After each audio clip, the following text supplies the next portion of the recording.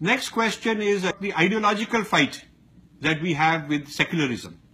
Now, this is very important. I've been talking about it quite a bit. How do we address the apathy of the wider Hindu community in India and overseas? Because they simply don't care.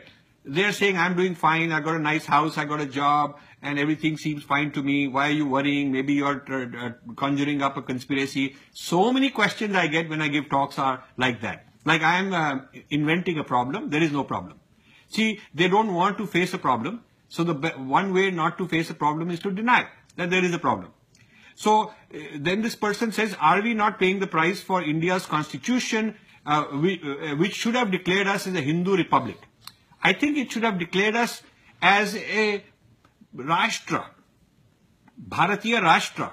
The word Rashtra is different than republic. Republic is a Greek, Western kind of an idea.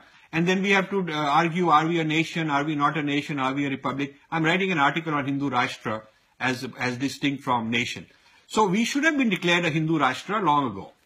But anyway, we are where we are. And then the question is, yoga and meditation are being camouflaged and in a deceptive manner being digested into Christianity. The same will be done with all kinds of things. With this person has certainly read my books, especially Indra's Net, where I explain all this. I'm very happy. So my feeling is we need a massive re-education for our leaders. We need a huge amount of number of leaders coming from various backgrounds on how we are different from other traditions.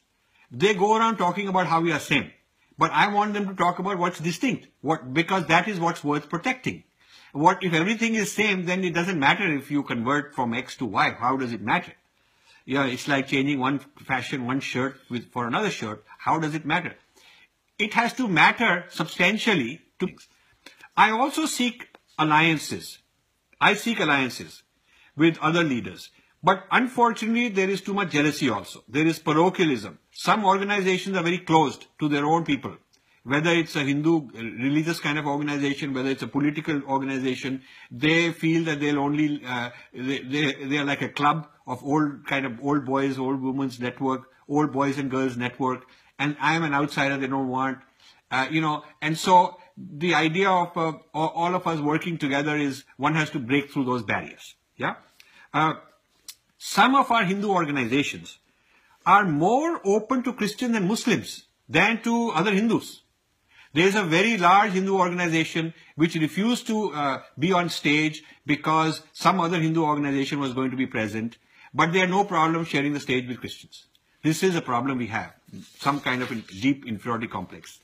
Then there are a few people who are talking about mainstream media. The first one has an acronym name which is not really a name, and then there's somebody called Fearless Hindus.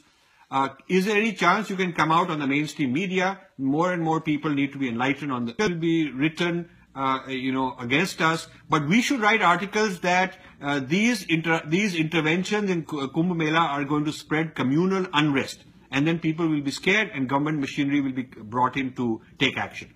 Well, we have to figure out to what extent certain goody methods on our part will work, and to what extent we have to take action, maybe legal actions and whatever kind of actions, to make sure that our culture does not get hijacked. So we have to consider all that. I don't know if going directly to mainstream media is a good idea, because if we are not united amongst ourselves, they'll take us apart. I mean, one show will bring a guy like me and then 3 other Hindus to argue against me to kind of mock at my whole program. So I think first I need to start with Facebook type of, platforms, which is why I want to expand the number of followers by a dramatic amount and make a big noise, big appeal using a media that I control. In parallel, I want to bring Hindu leaders on board, prominent Hindu leaders, I want to bring them on board in private discussion, private meetings.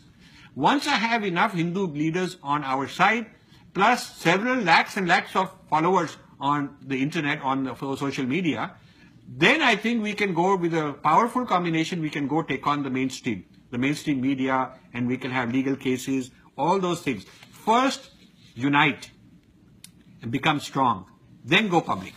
Okay, so that's my thing.